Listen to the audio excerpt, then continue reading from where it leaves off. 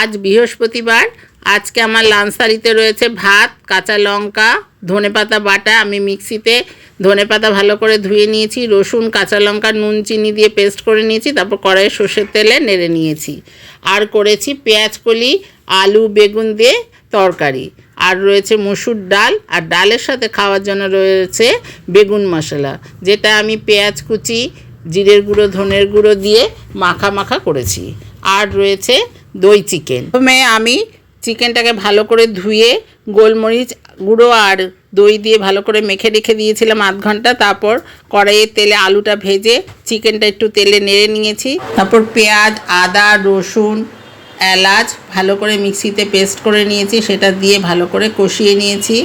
নুন স্বাদ অনুযায়ী, হলুদ গুঁড়ো দিয়েছি।